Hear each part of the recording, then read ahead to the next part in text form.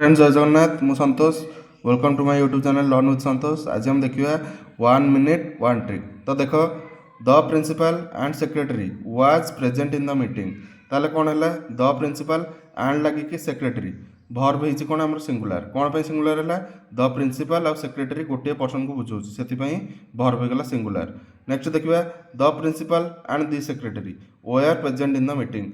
ताले ये कौन है भर्ब प्लूराल होगा कहीं प्लूराल है the principal and the secretary दीटा पर्सन को बुझेला केमी जान दीटा पर्सन को बुझेला द लगी प्रिंसिपल पूर्व ये सेक्रेटरी पूर्व दी लगी एवं दीटा जॉइंट होती किपर एंड द्वारा से दीटा पर्सन को बुझाऊँ से भर्ब होगा प्लूराल ओआर लगे।